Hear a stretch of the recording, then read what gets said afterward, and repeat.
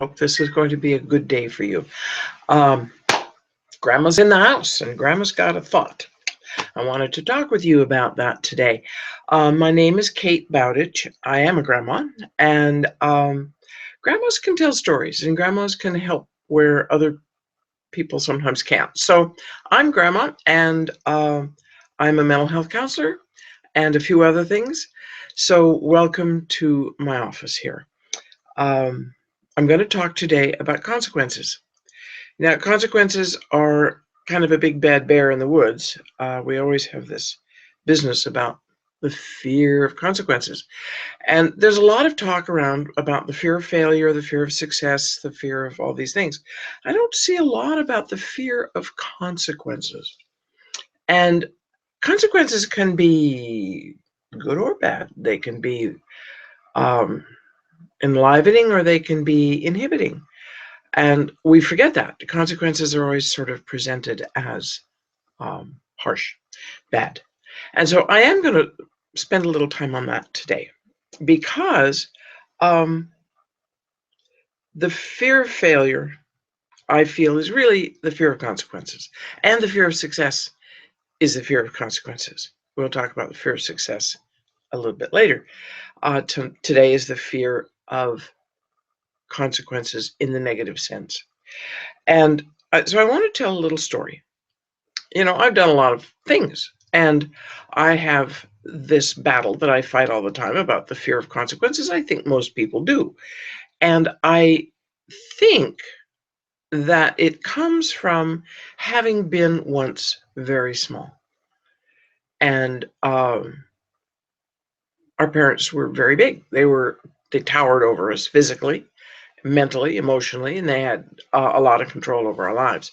And we could be a royal pain in the neck a lot of the times. And so frequently the consequences were not even really attached to what we were doing. So here's my story. My story is that as a small child, I had a very dear friend who lived, if I went out the door of my house, I was allowed to go over here and play with everybody over here. I was not allowed to go that way. I never quite knew why. It had to do with my parents' strange sense of who lived where and who was okay and who was not okay, and that sort of thing. But my friend lived over here, so she could come to my house and we could play, and we played at school a lot. And once we were both on the sidewalk, we could have a pretty good time. In the house, we were fine. I don't think I ever went to her house. So one day I thought, well, that's kind of weird. So I'm going to go visit my friend. And I did.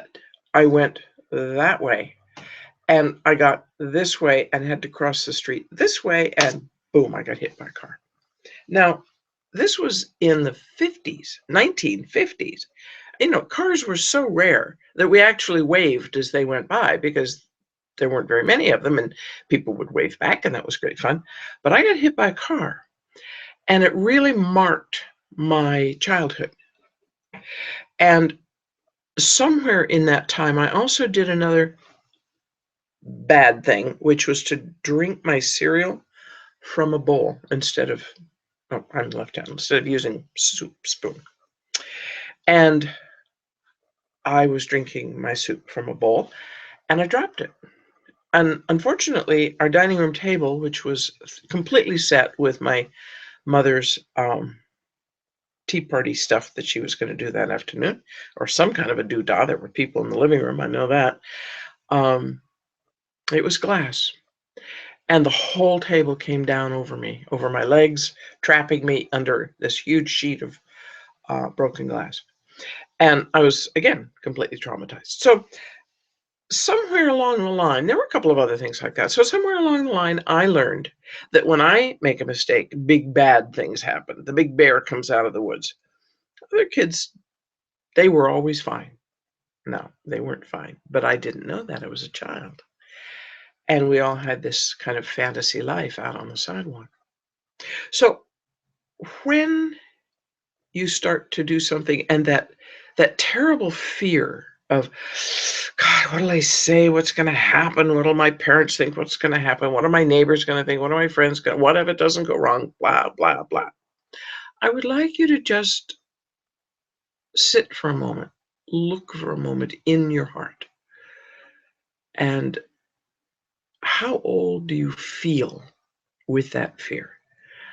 I always feel about in the third grade, second or third grade. It's when a bunch of bad things started to happen. And that's about when bad things start to happen for most of us. Because second and third grade is when you start making a lot of decisions on your own and you have almost no experience. And you want to try all kinds of things. You want to be a grown-up. You want to do all those things. So when you do that, go back to that child inside you. Go back to that person inside you and say, now look, I'm an adult now. I know the difference between fear and caution. Caution is intellectual.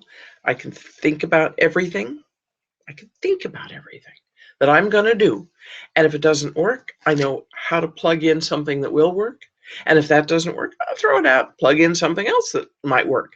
And do that as you're holding this child's hand who's going, terrible things are going to happen. Mom's going to get mad. Blah, blah, blah. No, those days are gone. They're all gone. And you take that little internal child, ruffle its hair and say, sweetie, I'm going to take care of you. I won't let hideous things happen to you that are anywhere in my control. I'm going to try this. I'm going to exercise caution. I'm going to use my intellect. I've been around a while. I know things that you don't know. Trust me. And trust me to safeguard my passage. And try something new. Take the dance lessons. Go on a hike. Go to a movie that your mother wouldn't approve of. Start a business.